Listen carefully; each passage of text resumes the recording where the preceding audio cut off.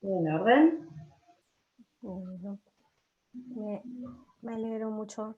No, recién Bueno, cuando me preguntaste si había recibido el link, dije, ya veo que cambió y que me confundí, pero no, lo había no, generado bien. no, sí, estamos bien. Bueno, vamos a esperar unos minutitos hasta que se terminen de sumar el resto de las empresas, Romy, Dale, y, buenísimo, y arrancamos. buenísimo. Yo creo que José y Franco se conectan dentro de un ratito, Bueno, bien, pero no estoy segura, pero eso fue lo que habíamos hablado el otro día, no sé si bien. cambiaron de opinión, pero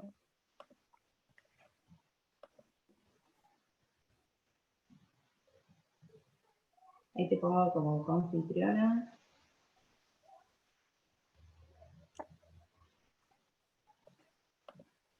ahí está ahí, José se conectó ahí. Perfecto. ¿Empiezo compartiendo yo o van a compartir algo ustedes? No, comencemos directamente con tu presentación. Listo, buenísimo. Entonces Hola, buenos días. Buen día, ¿qué tal? Días. buen Perdón por la día. demora, ya acabo de ingresar. Muy bien.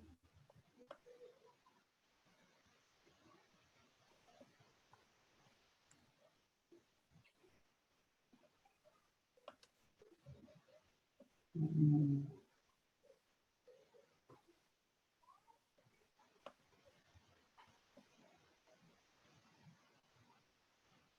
No sé cuánta gente tiene que venir, así que ustedes me dicen cuando arranco, ¿sí?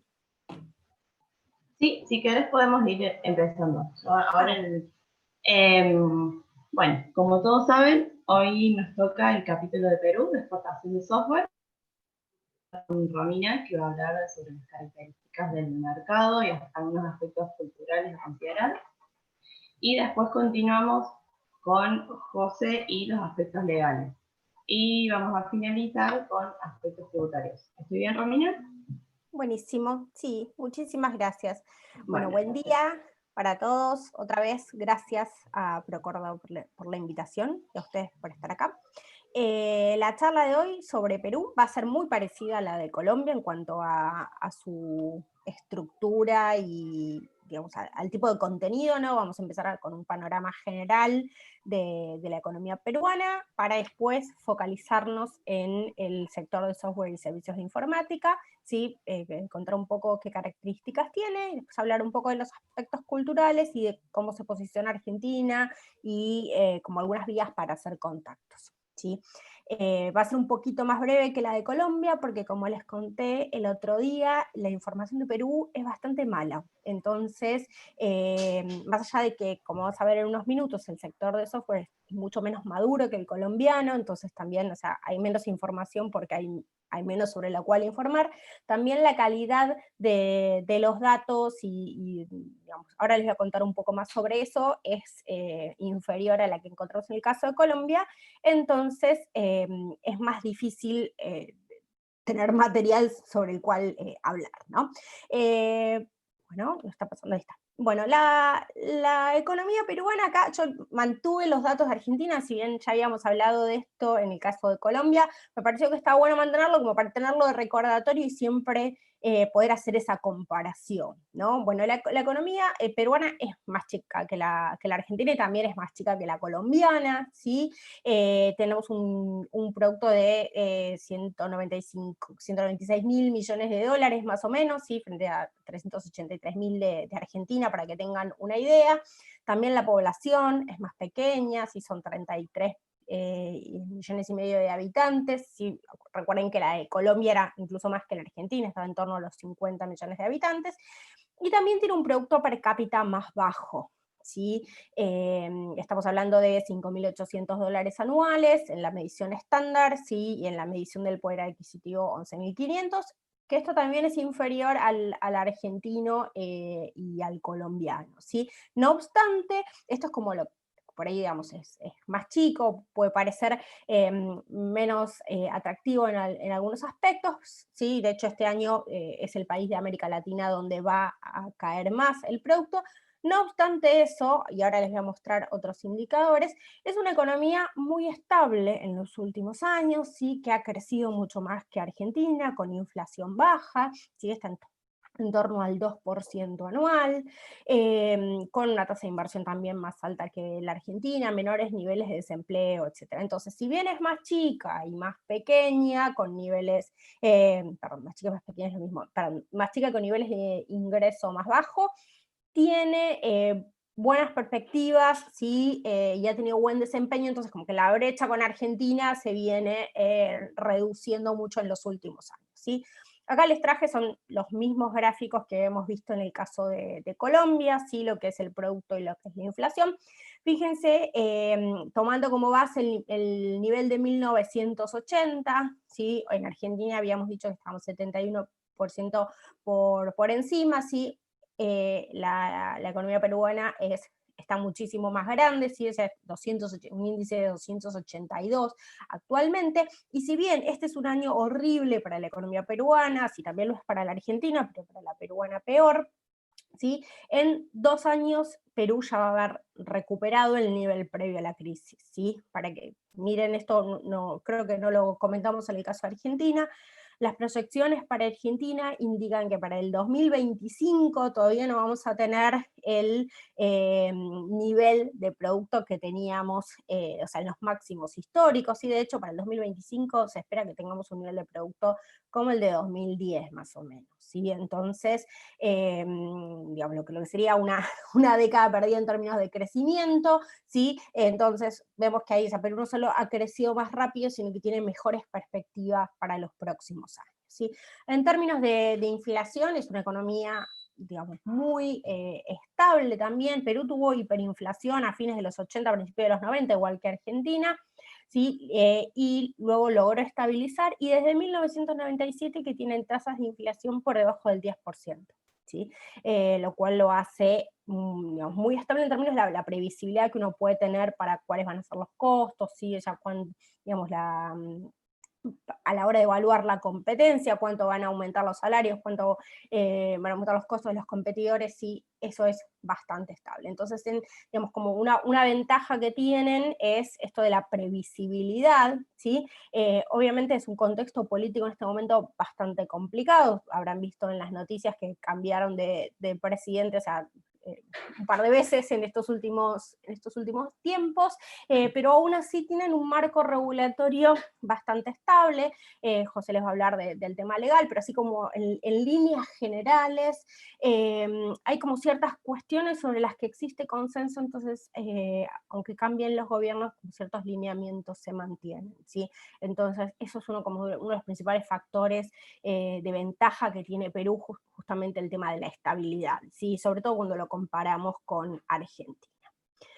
Vamos a hablar un poco del sector de software y servicios de informática en Perú. Es un sector muchísimo más pequeño que el argentino y que el colombiano, ¿sí? No hay datos sobre la cantidad de empresas. En realidad hay algunos, pero uno ve a distintas fuentes, dicen 300 empresas, 400 empresas, y es aproximadamente, está en torno a ese número, y son empresas micro, ¿sí? O pequeñas, la mayoría son más de 90%, y realmente con un nivel de madurez en cuanto al desarrollo de la empresa muy inferior al que tienen empresas, por ejemplo, en Argentina. ¿Sí? Es un ecosistema empresario chiquito y poco desarrollado. ¿Sí? No hay datos de exportaciones de lo que es software y servicios de informática, ni de importaciones de Perú, sino de un sector más grande que incluye telecomunicaciones e información. ¿Sí? Ahí saben que telecomunicaciones, si bien software siempre es lo más relevante, telecomunicaciones es un sector importante también, ¿sí? Y tienen valores muy bajos, ¿sí? Por ejemplo, Argentina exporta de software alrededor de 1.700 millones de dólares, se estima que las de Perú son alrededor de 50 millones de dólares, nada más, dentro de un grupo, incluyendo a telecomunicaciones, de 163 millones de dólares, ¿no? Y en importaciones, los valores de importaciones son mucho más grandes, en torno a los 800 900 millones de dólares, pero ahí no tenemos información desagregada sobre lo que es software. No obstante, sí, son siempre valores más bajos que lo que estamos manejando en economías como Argentina o Colombia. ¿Sí? En cuanto a esto de las exportaciones, les digo, yo les contaba recién, es un sector pequeño y digamos, con un menor nivel de desarrollo, lo cual obviamente se plasma en menos exportaciones, ¿sí? En general hay pocas empresas que exportan, ¿sí? O más allá de que hay menor cantidad de empresas, y en la mayoría de las que exporta tienen exportaciones de manera esporádica, es decir, o sea, venden cuando tal vez sale una oportunidad de negocios, pero no son empresas que vendan de manera habitual, y también los montos por los que exportan son bajos, ¿sí? O sea, son empresas pequeñas, ¿no? Entonces tampoco tienen capacidad de atender negocios demasiado grandes, pero aún así, considerando también el tamaño de la empresa, estos montos son bajos. ¿Sí? Están haciendo un esfuerzo muy grande desde el punto de vista del gobierno y también de las empresas por cambiar esta situación, pero aún están, digamos, en fases mucho más iniciales en comparación con otros países de la región, como ser Argentina, Colombia, Uruguay, sí, Costa Rica, etc. De hecho, tienen uno de los niveles de exportaciones per cápita más bajos de toda la región en estos sectores. La competencia de las empresas peruanas es sobre todo en segmentos low cost. Ahora les voy a contar un poco sobre el tema de los salarios, ¿sí? O sea, de segmentos de baja sofisticación, en los cuales compiten por precio, ¿sí? Y en precios son muy baratos. El mercado local, o sea, en realidad es la facturación de estas empresas en el mercado local es de 54 millones de dólares, ¿sí? O sea, no es un mercado muy grande, pero es un mercado que para las empresas argentinas tiene muchas posibilidades, ¿sí?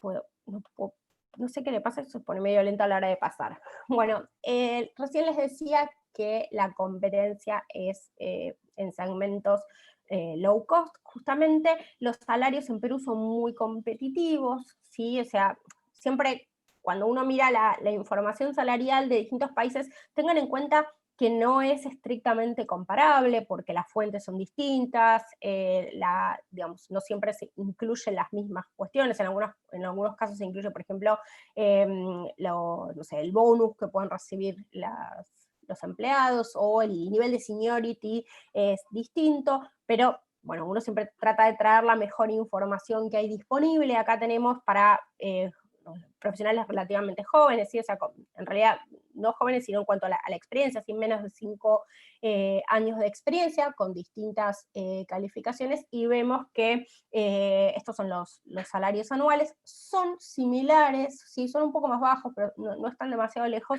de los niveles de Argentina, ¿sí? Pero la diferencia que tiene Argentina es que tiene por ahí para un salario comparable un mayor nivel de calificación. Entonces eso es una ventaja importante. En este momento, sí, Argentina es barata.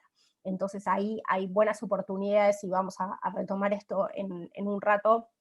Los profesionales argentinos de este sector tienen muy buena reputación en el mercado peruano, y entonces, por más que puedan resultar en algunos casos un poco más caros, realmente pueden ir a ofrecer buenos servicios a costos competitivos, ¿sí?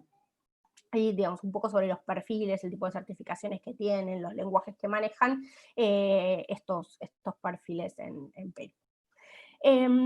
Bueno, la oferta local está orientada a, digamos, el tipo de servicios que ofrecen no son demasiado complejos. Hay obviamente algunos casos excepcionales, ¿sí? O sea, hay algunas empresas, son muy poquitas, pero hay algunas empresas, por ejemplo, que están vinculadas al sector de la minería, que es uno de los más relevantes de la economía peruana, y hacen digamos, software y servicios tecnológicos de alta complejidad para esa industria, ¿sí? Pero en líneas generales, el grueso de las empresas, sobre todo estas microempresas, lo que hacen es servicios de atención al cliente, de logística, de recursos humanos, ¿sí? Esa software para esas cosas, y hay mucho software factory, ¿sí? Justamente porque son de baja complejidad muchos de los servicios que ofrecen, ¿sí? Están haciendo esfuerzos por tener más certificaciones, ¿sí? Pero tienen el problema de que las certificaciones resultan muy costosas, ¿sí? Entonces hay muchas empresas que no pueden certificar por esto. De hecho, el acceso al financiamiento es uno de los principales problemas. Si bien en Perú las tasas, por ejemplo, son mucho más bajas que lo que pueden ser en Argentina, entonces uno pensaría que obtener financiamiento es fácil, tienen grandes problemas porque, como pasa en todos lados, las empresas de servicios no tienen activos físicos para ofrecer como garantía, y en particular en Perú, donde son empresas por ahí más pequeñas y con menor grado de madurez, es más difícil acceder a eso, y el sistema financiero no está habituado a dar ese tipo de créditos. Están haciendo algunos esfuerzos por mejorar esos problemas de financiamiento, pero por ahora sigue siendo la principal limitación. Bueno, en cuanto a las localizaciones, tanto la oferta como la demanda de software en Perú están muy concentradas en Lima. ¿Sí? Yo el otro día les contaba de Colombia, que está, si bien Bogotá es el lugar principal, está como más disperso a lo largo del territorio, y hay lugares como Medellín, como Cali, con ecosistemas emprendedores muy interesantes. En el caso de Perú es casi exclusivamente Lima, el lugar donde se desarrollan estas actividades. Un caso por ahí interesante es Tacna, que está bien al sur, acá lo estoy marcando, no sé si ven el puntero, bien al sur, cerca de la frontera con Chile. En Tacna hay una zona franca, Sofra Tacna. Entonces ahí hay algunas empresas que se han localizado, algunas empresas de software. Hay un clúster de salud interesante, entonces por ahí para quien hace quien hace software para ese sector en particular, o para la minería, obviamente es toda la zona minera, pero además está ese clúster de salud porque hay mucha gente que va de Chile, o sea, la gente del norte de Chile que tal vez se va a atender al complejo de salud de Tacna. Entonces, para ese nicho específico por ahí puede ser interesante, pero a pesar de la zona franca y tiene un montón de beneficios fiscales, etcétera, ahí sigue siendo un lugar relativamente poco atractivo para este tipo de empresas para localizarse. Entonces, están casi todas en Lima, y también están en Lima las principales empresas y las casas matrices de casi todas las empresas de todos los sectores.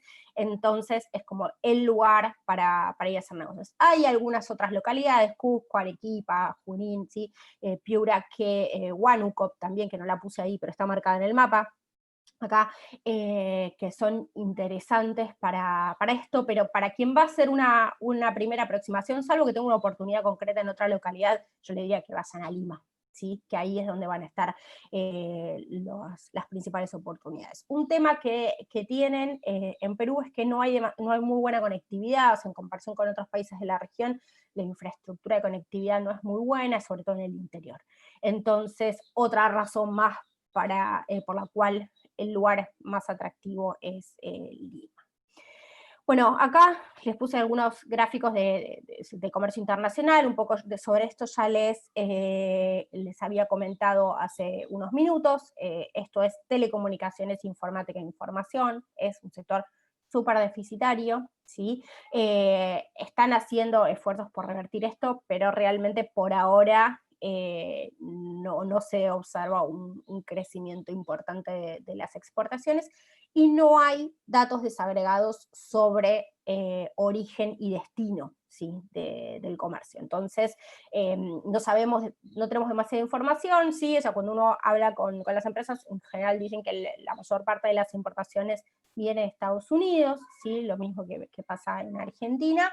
Y hay algunas importaciones también desde otros países de la región. Hay empresas de Argentina, de Colombia, ¿sí? Que también están, de México, que están prestando servicios ahí, pero es una cosa, como, digamos, al no haber datos es un poco más como casuístico, ¿no? No podemos decir cuál es el market share de Argentina, ¿sí? Ni en qué segmentos se están vendiendo las empresas argentinas, ¿sí? En este mercado, ¿sí? No tenemos ese tipo de información.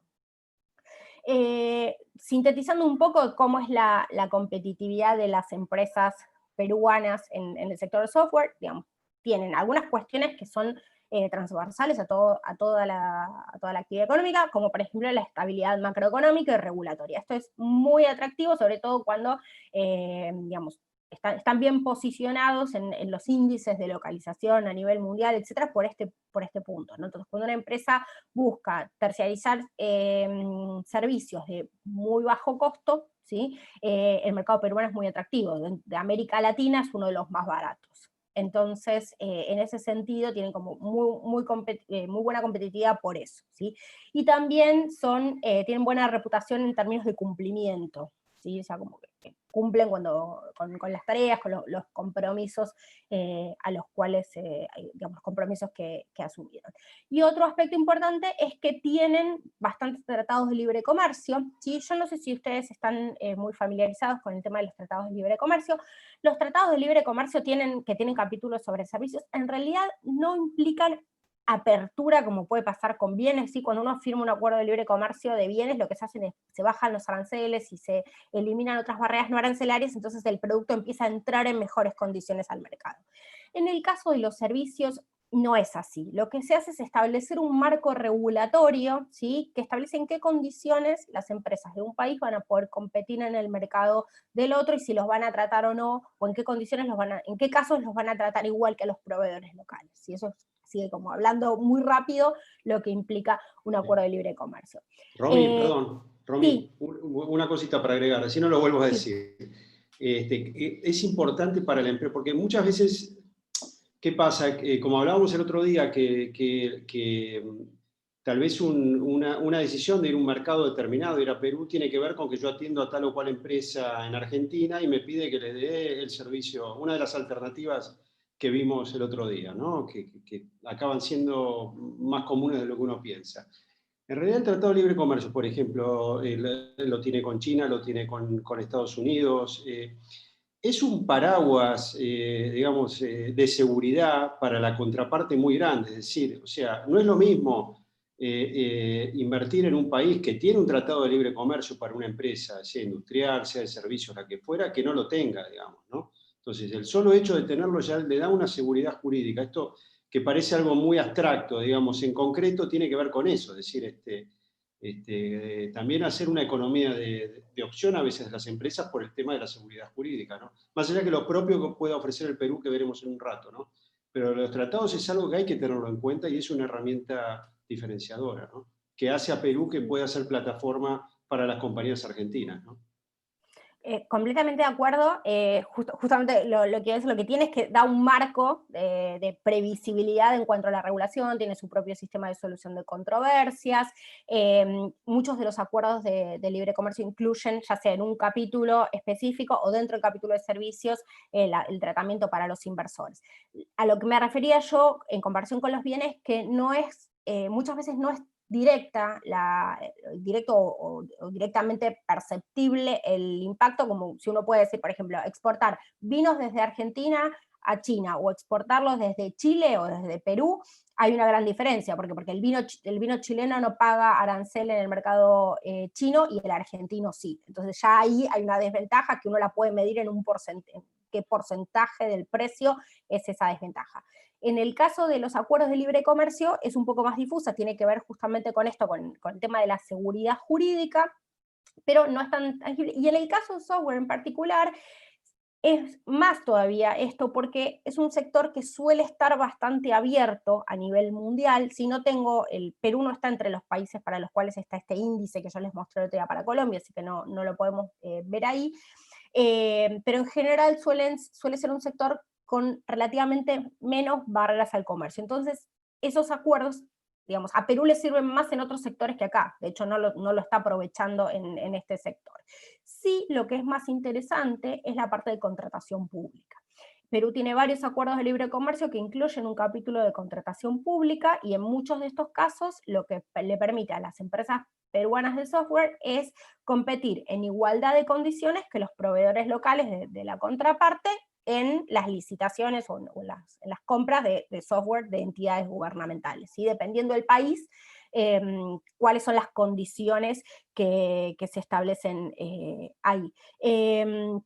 No obstante, un poco porque son empresas muy pequeñas, entonces esto les impide, digamos, no lo están aprovechando en parte porque son empresas muy pequeñas y los montos a partir de los cuales los tratados establecen que se puede competir en igualdad de condiciones, por ejemplo, que un proveedor europeo en la Unión Europea o que un proveedor americano en Estados Unidos, son montos muy altos y estas empresas tan chiquitas no llegan a poder alcanzar esos niveles para poder proveer. Pero no obstante es algo que hay que tenerlo en cuenta, sobre todo para el que quiera, esté considerando por ahí abrir una oficina en Perú, que tienen esta posibilidad, ¿sí?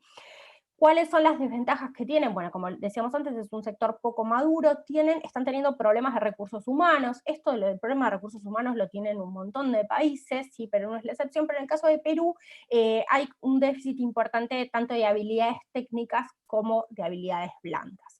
Y como hay alta rotación, las empresas no tienen demasiados incentivos a invertir tampoco en capacitación. Y un problema que están teniendo ahora es que como son baratos, hay muchas empresas de otros países que están contratando a los mejores talentos como freelancers, ¿sí? Entonces eso, digamos, si les pagan mejor, porque les pagan, digamos, como los salarios siempre son bajos, le pagan salarios, le ofrecen, su empresa de Estados Unidos, por ejemplo, le ofrece salarios más altos, y le quita, digamos, esos recursos humanos a las empresas. Entonces, realmente el tema del capital humano es un problema, sobre todo para cosas más sofisticadas. Entonces, esto también puede ser una oportunidad para, si bien son empresas chicas, relativamente poco maduras, por ahí alguna empresa que necesita hacer un proyecto más complejo y no tiene los recursos necesarios como para hacerlo en conjunto con alguna de esas firmas. Y eso es algo a lo cual uno también puede mirar a la hora de ir a Perú.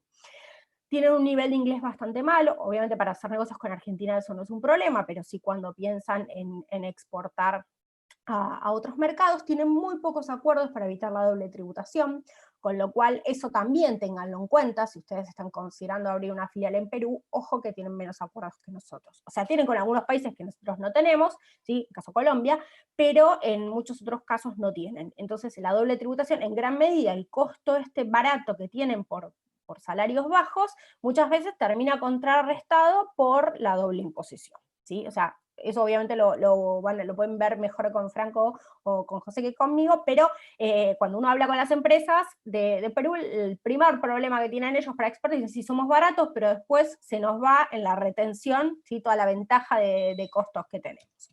Bueno, ya mencioné el caso de la conectividad, y tienen también un tejido empresarial poco maduro, poco organizado, ¿sí? O sea, si bien está APESoft, que es la Asociación Peruana de Software, lo que sería la CESI de allá, nada que ver con la CESI en cuanto a madurez, ¿sí? En cuanto a organización. Para que se den una idea, la página de APESoft, la página web no funciona, ¿sí? O sea, uno puede entrar a la página principal, pero cuando empieza a hacer clic en las distintas secciones, da error, y es la cámara de software, ¿sí?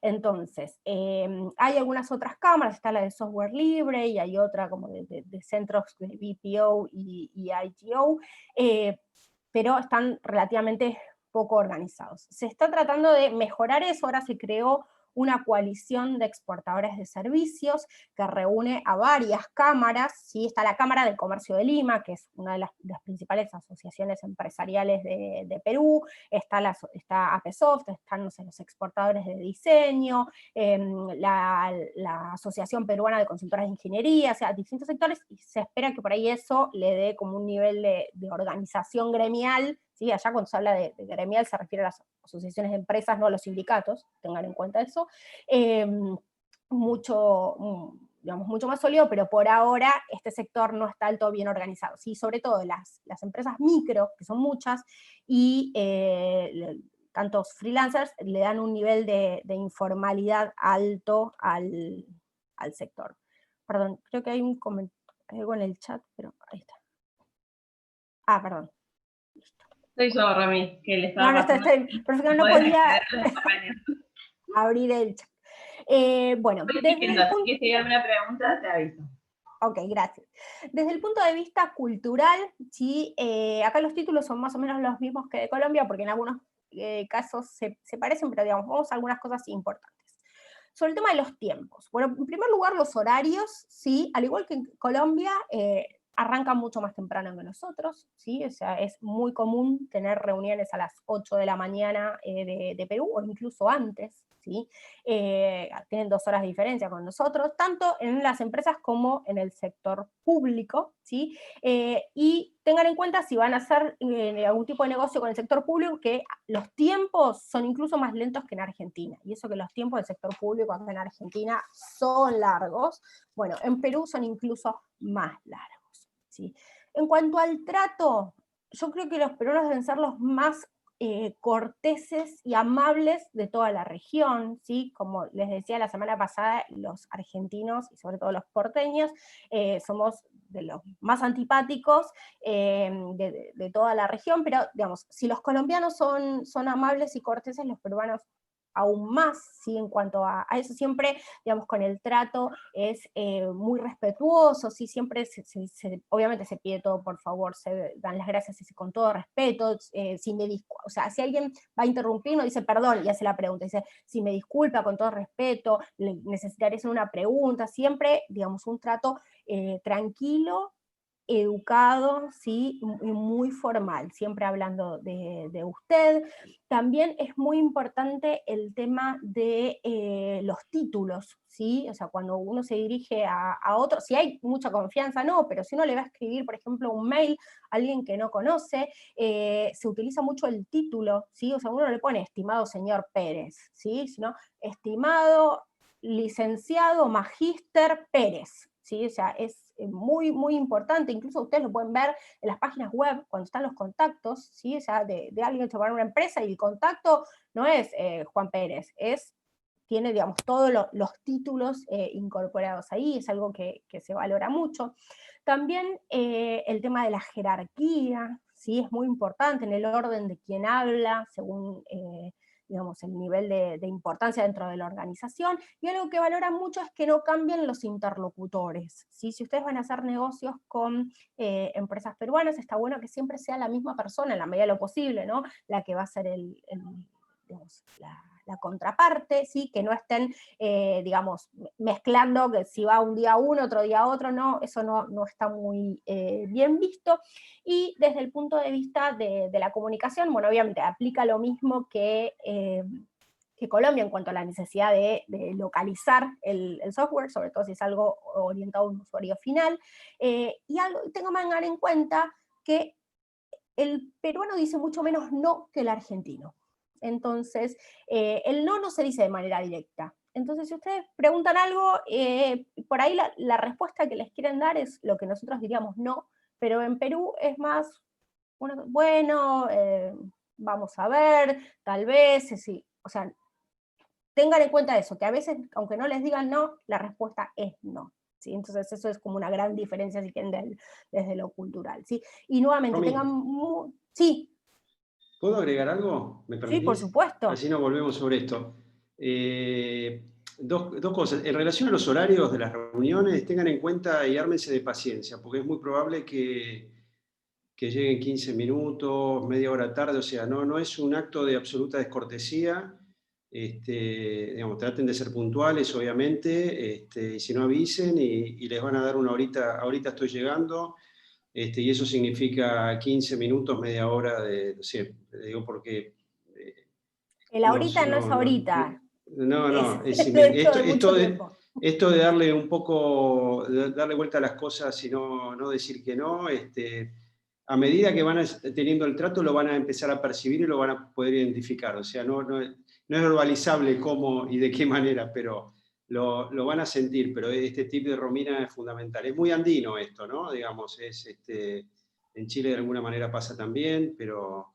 Y en cuanto a la formalidad, yo te diría que a diferencia tal vez de los colegas o de los amigos colombianos, el peruano tal vez es formal, y voy a decir algo, digamos, que le pido a todos que no me lo tomen mal, ¿no? Pero por ahí no nos suena un poco, digamos, entre comillas, por favor, entiéndame bien, si hay un colombiano en la audiencia le pido disculpas, pero un poco para lo que somos los argentinos, un poco, digamos, formal de más, digamos, ¿no?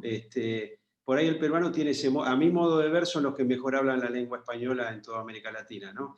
Son muy correctos desde este punto de vista y hasta les entendés más, digamos, ¿no? Y claramente, digamos, tienen un cariño por nosotros que difícilmente lo encontremos en otro rincón de la tierra, posiblemente. Es increíble, esto basta que vayan, desde San Martín a Soda Stereo, digamos, pasando por muchas cosas, y pese que les hicimos bastante para que no nos quieran. Perdón, Romy.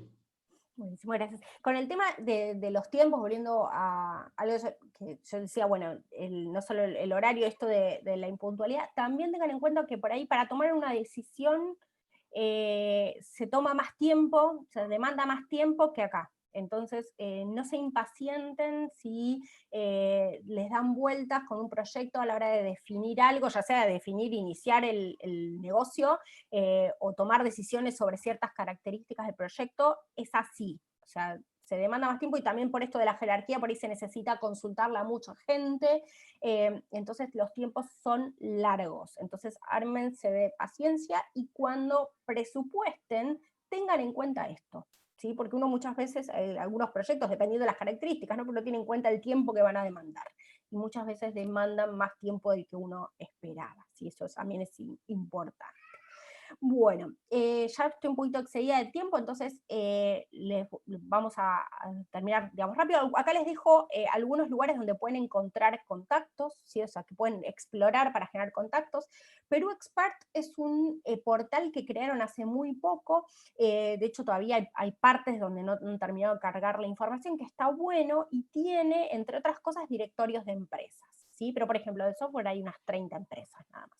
Pero bueno, puede servir. Entonces ahí pueden ver el nombre de la empresa, la página web, qué tipo de software o servicios de informática ofrece, ¿sí? Dónde está localizada, alguna persona de contacto, entonces está bueno. Después, o sea, las cámaras empresariales, las más importantes son APSoft, que es la que les mencionaba antes, la Cámara de Comercio de Lima, que obviamente es como la Cámara de Comercio argentina, o sea, la Cámara Argentina de Comercio y Servicios, que reúne empresas de muchísimos sectores. Ahí José conoce un montón y les puede contar un poco mejor que yo sobre esto. Y después hay un evento importante que es el Perú Service Summit, seguramente algunos de ustedes lo conocen, que es un evento de networking en el cual hay conferencias, hay rondas de negocios, entonces está bueno, este año se hizo enteramente virtual y siempre hay, o sea, hay espacios para distintos sectores y siempre hay uno para software. De hecho, este año participó Sergio Candelo de CESI y participó también gente de otros lugares, ¿sí? O sea, siempre tienen invitados internacionales y como decía José, o sea, hay mucho cariño por el argentino y también muy buena reputación, ¿sí? Y voy a esto del posicionamiento argentino en Perú. Digamos, Argentina tiene muy buenos recursos humanos y son muy bien valorados en Perú. Entonces, esto está bueno, sobre todo teniendo en cuenta que la oferta de software y servicios de informática de Argentina es más sofisticada que la de Perú, es un poco más cara, entonces es un poco más cara, pero más barata que las de otros competidores. Entonces, esto está buenísimo. Tenemos la afinidad horaria, cultural, idiomática, ¿sí? También hay buenas oportunidades de asociatividad, ¿sí? Tengan en cuenta eso, que el ecosistema es menos maduro que el colombiano, por ahí puede ser un poco más difícil, pero siempre están bien predispuestos a esto. Los factores en contra que tenemos son los mismos que mencioné para el caso de Colombia, el tema del marco regulatorio. En el caso de Perú también tenemos el problema de la doble imposición, ¿sí? Y el tema de los costos es, somos un poquito más caros, pero no competimos en los mismos nichos, así que no es, o sea, es un factor en contra, pero tampoco tan importante. Así que bueno, esto es todo por ahora, no sé si tienen alguna consulta, si no, les agradezco mucho y le dejo el lugar a José. Si no tienen preguntas ahora y quieren hacerlas más tarde, no hay problema, yo me quedo. Bueno, por el chat no tenemos ninguna consulta. Si alguien se quiere desmutear, no hay ningún problema, aprovechemos que somos pocos y conocidos. Si no sé si hay alguno que está, si ya tiene alguna sucursal en Perú o si está pensando vender a ese mercado, si quiere comentar algo al respecto, es un buen momento para hacerlo. Mientras, aprovecho para comentar respecto a lo que Romina decía de las formas, de las maneras que no son como las de los porteños. En lo que es Latinoamérica, por lo general, les va a convenir aclarar que no son de Buenos Aires. Es como, y esto lo vemos bastante cuando hacemos misiones y estamos relevando en los mercados, aclarar que son del interior, que no son de Buenos Aires después en Latinoamérica. Les puedo jugar a favor porque consideran que nuestra personalidad es un poco menos chocante. Así que, mi perdón, no quiero ofender ningún porteño, pero nos pasa bastante. Es algo que nos suelen decir en las exploratorias. tienen una buena ventaja, y es que el acento cordobés es recontra diferente del porteño. Sí. Entonces enseguida se dan cuenta de que no son porteños. O sea, por ahí Sí.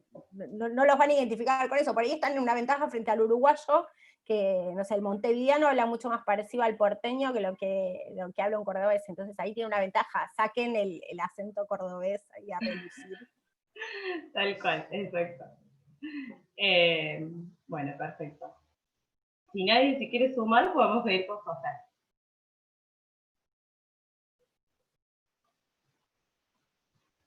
Estás muteado, José. A ver si te puedo...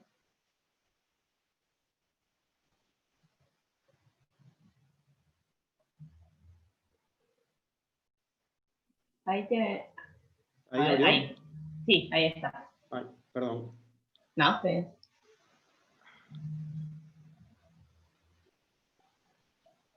Bueno. Bueno, buenos días a todos. Gracias de nuevo, chicos, a ProCórdoba, Romina y a los asistentes por tener este espacio para conversar con el Perú. Yo, digamos, aquí, digamos, con el Perú tengo un corazoncito muy especial porque es uno de los primeros países en América Latina con los que empecé a tener contacto, clientes, viajar, y he visto esto que Romina, o que, digamos, que Romina explicó con tanto detalle, con tantos números tan contundentes, y que se habla realmente de lo que es el milagro peruano. Esto es así, pero yo he ido, digamos, regularmente desde el año 2005 a Perú, y ver cómo todos los años iba creciendo, cómo el cambio, el dólar seguía siendo la misma cantidad de soles, cuando en Argentina teníamos la inflación, cómo este milagro que es la disociación de la economía con la política, ¿no? Digamos, y con ese eje, digamos, de todas maneras, de seguir un camino, no importa, no importa quién sea el político que esté, y de hecho, aunque no tengan digamos, gobierno, como de hecho están ahora, con varios cambios de presidente, poder haber recientemente obtenido un financiamiento de varios miles de millones de dólares a una tasa increíble, digamos, absurda para lo que es el mercado argentino, y en este contexto de la pandemia, ¿no? Esto habla de que, digamos, los empresarios, el mundo empresario en general lo mira. Entonces, es realmente un destino donde hay que ponerle un ojo, ¿no? Todo esto que parecen cuestiones anecdóticas respecto de cómo nos tratan, cómo nos ven,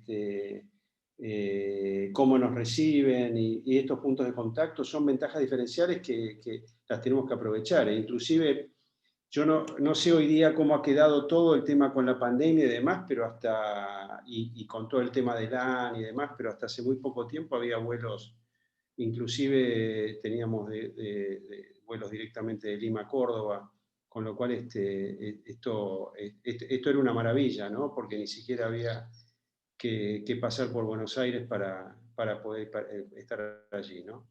Vamos a tratar de ir un poquito, no vamos a volver como adelantó Romina sobre los aspectos que consideramos comunes, y valen en cuanto, valen aquí en las generalidades en cuanto a cómo encarar una negociación, cómo documentarnos, qué tipo de contratos se celebran. Esto es muy similar, es absolutamente similar y casi estandarizado a lo que es con Colombia, con lo cual no vamos a volver sobre esto, pero cualquier duda que pudiera surgir la podemos evacuar.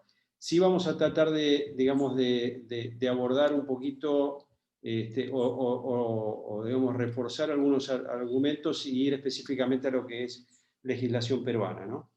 Digamos, a veces nos pregunta por qué hay que instalarse en el Perú, ¿no? Digamos, más allá de los números, digamos, y todas las informaciones que ya nos dio, digamos, reforzando lo que contó Romina hace un ratito, digamos, aquí tenemos 4 aspectos principales, ¿no? Digamos, no hay restricción a la inversión, entrada y salida de capitales es libre y hay libre contratación de la tecnología. No hay restricciones en temas de tecnología, con lo cual esto es importante que pueda ser alguna barrera en algún otro país, ¿no? El inversor extranjero tiene igual de trato con el inversor nacional. No hay ningún tipo de discreción. De hecho, las compañías, como vamos a ver, pueden ser propiedad 100% de capital extranjero. No hay un capital mínimo para constituir una sociedad, esto es importante, ¿no? Y hay algo que tiene que ver con inversiones a partir de determinado rango, que en este caso son a partir de los 5 millones de dólares, que ustedes se sientan con el gobierno, y esto es una ley, y que no se puede cambiar. Miren qué interesante. Se sientan con el gobierno y dicen, señor, bueno, yo quiero invertir, voy a invertir 5, 10 millones, lo que fuere, pero a partir de 5 millones de dólares, pero nosotros vamos a firmar con usted, gobierno peruano, una ley, un acuerdo donde se establece que no va a haber ningún tipo de cambio de regla de juego durante el tiempo que dura la inversión. Estos son 10 años, renovables, entiendo, hay un plazo bastante extendido. Con lo cual ustedes no tienen, no hay ninguna posibilidad, y esto es una ley del Congreso y se tiene que modificar únicamente con unas mayorías absolutamente improbables de obtener. Entonces, con lo cual, quien viene sabe quién entra con las reglas y hace su planificación y lo hace con las reglas que están hoy. Esas reglas van a regir por todo el tiempo de esa inversión. Esto se llaman convenios de estabilidad jurídica. Una gran diferencia que tenemos en el Perú en relación a Argentina y otros países son las cuestiones de orden laboral. Prácticamente la cuestión de los sindicatos y su incidencia y muchas veces su paro, esto sin desmerecer digamos, la protección de los trabajadores, el derecho, digamos, a asociarse y a protegerse, digamos, desde el punto de vista del amparo de la ley o de los abusos de las empresas, pero esto no es un problema, no es, como dicen, no es un issue realmente, digamos, con lo cual inclusive no hay prácticamente restricciones al ingreso de extranjeros para trabajar, con lo cual no tenemos mínima cantidad de trabajadores. Esto inclusive se puede pedir, a las restricciones se pueden decir, digamos, se puede justificar y pedir que dejen sin efecto, con lo cual si hay que enviar una plantilla a trabajar y vas a trabajar bajo relación de dependencia y demás en el Perú, esto no vamos a tener ningún tipo de restricción. Paradójicamente, lo que tenemos es que cuando la inversión peruana viene aquí a la Argentina se encuentra con el tema laboral, que acaba siendo un gran problema, ¿no? Digamos, porque no hay manera que entiendan de la forma y modo que funciona aquí en la Argentina. Adicionalmente, digamos, la propia comunidad andina, que ya hablamos la semana anterior, el Pacto Andino ofrece ciertos beneficios de propiedad intelectual, imposición y relaciones laborales, ¿no?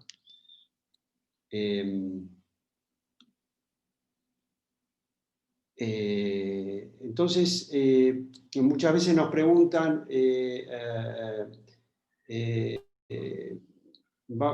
hablando y yendo puntualmente a la apertura de una operación en el Perú, cómo esto hacerlo, ¿no? Digamos, entonces, a veces la pregunta es, ¿hacemos una sucursal, que es decir, es una extensión de la casa matriz en el Perú, o constituimos una sociedad que sea independiente, ¿sí? Entonces, aquí tal vez le damos los pros y los contras, ¿no? Digamos, en cuanto a la responsabilidad, si vamos por una sucursal, no tenemos manera de limitar la responsabilidad, puede extenderse a la casa matriz, con lo cual esto es un primer punto que justifica la apertura de una empresa independiente. En cuanto a los fondos que se aporten, digamos, no es necesario en la sucursal, en este caso es un punto a favor, que estén depositados en el sistema financiero nacional, sí en el caso de la sociedad. En la tributación, el régimen es similar, y básicamente en algo que tiene que ver con contrataciones muchas veces con el sector público, con el sector privado también, donde los pliegos de licitación exigen cierta experiencia previa en el sector. Si nosotros constituimos una sociedad ad hoc para ese proyecto, no vamos a poder justificarlo, y sí se va a poder hacer a través de la sucursal. Entonces, va a depender, en principio, conceptualmente, salvo que hubiese la necesidad, como ya creo que lo dijimos el otro día, de justificar antecedentes y demás, la sucursal no es una herramienta que es aconsejable para, digamos, como vehículo de inversión. ¿Sí? Ahora, si vamos a constituir una compañía, nosotros vemos básicamente que de 1 a 3 semanas podemos tener constituida una compañía en este paso a paso que tenemos aquí. Básicamente es primero preparar los estatutos, firmar en 1 o 2 días y depositar el capital ante un banco y hacer una escritura, ante un escribano firmar los documentos, presentar los documentos en el registro. Esto tarda de 1 a 2 semanas y luego de esto, 1 o 2 días después, la obtención de lo que es el RUC, que sería el quit, que nos permite abrir la cuenta bancaria y tener la compañía lista para facturar. Ahora bien, en este contexto de COVID hay que entender que, digamos, es factible. Primero, digamos que la documentación a presentar de los socios extranjeros es bastante sencilla, simplemente con un documento de poder, ¿sí? E inclusive la propia sociedad se puede hacer a nombre de los abogados, del estudio de abogados que constituye la empresa, y luego, una vez que esté inscripta, hacer la transferencia de las participaciones de la sociedad a nombre del cliente. Como ven, el proceso es simple, no existen mayores restricciones también para la apertura de cuenta corriente bancaria, los bancos están abiertos todo el día, no restringidos como aquí los horarios, digamos, en fin, digamos, hay una cierta facilidad, las cosas están hechas como para poder facilitarle la vida a las empresas y no complicársela desde el punto de vista de la burocracia de la Constitución. Claramente es bastante más sencillo que hacerlo aquí en Argentina. La cantidad de socios para constitución de una sociedad, como ven aquí en el slide, es un mínimo de 2 socios. No existe limitación para socio extranjero ni de capital. No hay una supervisión de la sociedad, salvo que cotices en bolsa. Incluso las sociedades se pueden administrar, esto es importante, a través de sociedades también, no necesariamente con personas físicas. Y los distintos tipos societarios no prevén diferencias de tributación. En cuanto a los impuestos que gravan a las empresas, básicamente tenemos el impuesto a las ganancias, que es de 29.5, es un poco más bajo que en Argentina. El IVA, que funciona de una manera similar a la Argentina, el 18%. Hay un impuesto a las transacciones financieras, de entrada de movimiento financiero, del 0.005%. Y hay posibilidad de arrastrar las pérdidas hasta 4 años para adelante. Si tenemos pérdidas, poder utilizarlas, las pérdidas. Y después, si existe una distribución de dividendos, hay una retención del 5%, que en el caso también es más bajo que en el caso de Argentina. Finalmente, para concluir un poco con el contrato, con la contratación laboral, digamos, en cuanto a las modalidades y a la forma de contratación, son bastante similares a las de Argentina. En cuanto hay contrato por plazo indeterminado, en principio se presume por plazo indeterminado, o pueden ser por plazo determinado, por plazo fijo. Existe un periodo de prueba que puede ser de 3 hasta 12 meses, con lo cual, como funciona en Argentina, la capacidad para decidir si se contrata o no al trabajador se tiene durante ese periodo de prueba. Los costos salariales son entre el 43 y el 51%. Se pueden contratar extranjeros, como decíamos, y es un proceso de aprobación. Salvo que venga de países andinos, va a llevar aproximadamente 2 semanas. Los visados de trabajo son por 3 meses. Y hay que tener en cuenta que existen reglas sobre tercerización laboral, ¿sí? El caso de despido arbitrario, o sea, sin existencia de causa, es 1.5 sueldos por año de servicio. Si bien se presenta como un poco, digamos, más oneroso que lo que sería en Argentina, digamos, en la práctica, digamos, hay como decíamos, mayor flexibilidad y mucho menos litigiosidad, que es algo muy importante, ¿no? Finalmente, digamos, como hablamos de marcas o propiedad intelectual, y aconsejábamos en determinados casos la necesidad de su registración, si bien no es obligatorio, claramente el régimen marcario y de propiedad intelectual en el Perú tiene los mismos principios que en la Argentina y determina que se tiene el derecho a partir del registro. Entonces, tener en cuenta que si un tercero toma conocimiento de nuestra marca, la registra, luego vamos a tener que discutir con él en caso de que no hubiéramos hecho la protección. Existe la posibilidad de hacer, digamos, contrataciones sobre los derechos de propiedad intelectual, y en este sentido, a veces es aconsejable para una planificación financiera, fiscal y financiera también de la operación, llevar adelante el registro de la marca para el otorgamiento de licencias y demás, que esto hay que evaluarlo caso por caso. Finalmente, lo que quiero dejar comentado tiene que ver, Franco les va a hablar en detalle respecto de las retenciones al impuesto a las ganancias, pero hay, como van a ver de la explicación que dé Franco, digamos, hay el tema de si corresponde o no retener en el Perú tiene muchos ángulos y va a ser muy importante dos cosas. Primero, cómo se redacte ese contrato para ver y probar ante la autoridad tributaria efectivamente que no corresponde retención, en el caso que efectivamente estemos en un caso que no corresponda efectuarla. Y segundo, tener una conversación / discusión con la contraparte para evitar que, digamos, que por default nos retenga, porque hay mucho desconocimiento también desde este punto de vista, con lo cual es importante tener un muy buen asesoramiento a la hora de redacción de contrato y a la hora de la redacción y de negociación con la contraparte del contrato, porque siendo la retención en principio con una tasa muy alta, a veces también no solo deja fuera al cliente, digamos, y a veces nos deja fuera a nosotros también como exportadores, si pretendemos que se haga cargo el importador de esa tasa a partir de un acuerdo de grosinal. Así que estos eran un poco los comentarios que les quería dejar, y ya directamente le dejo la posta a Franco.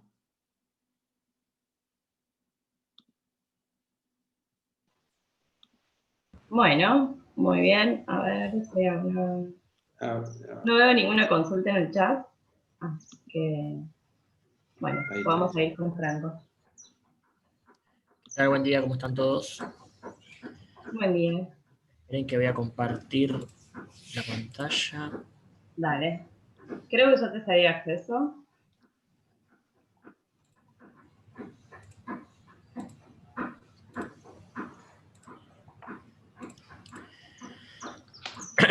A ver.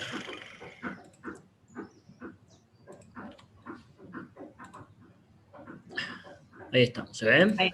Sí, perfecto. Ahí va. Bueno, ¿qué tal? Buen día a todos, espero que estén bien.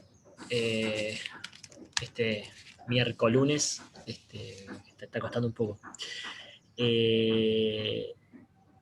Bueno, nada, a ver, gracias a ProCórdoba por la organización, a Roma y de vuelta por la convocatoria, a José María, que hicieron una presentación express excelente, así rápida para estar al día con Perú. Yo, para el día de hoy, algo que les había comentado, a ver, todo lo que habíamos dicho sobre exportaciones de servicio la charla pasada, sobre cuestiones de impuesto a las ganancias, el tema de la fuente, el tema de la doble imposición, el IVA, los derechos de expo, todo desde el punto de vista argentino aplica exactamente igual, así sea Colombia, Perú, Estados Unidos o cualquier país, ¿no?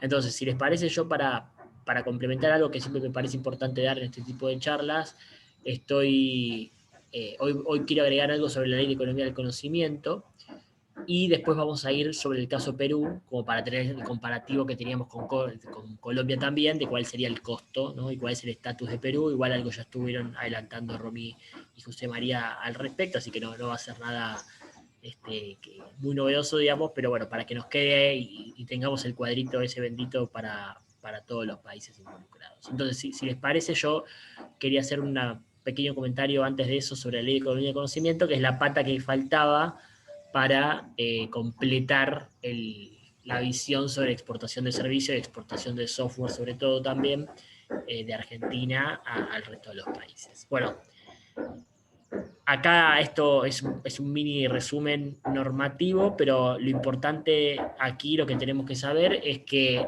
desde el 7 de octubre tenemos vigente la ley 27.570, que es la reforma de la Ley de Economía del Conocimiento, que a su vez había sido aprobada en el año 2019 mediante el número 27.506 por la administración anterior, ¿no? La presidencia Macri. Ahora, si yo tengo que hacer una especie de línea de tiempo como la que vemos en pantalla, en realidad la Ley de Economía del Conocimiento es la continuidad de la Ley de Promoción de Software.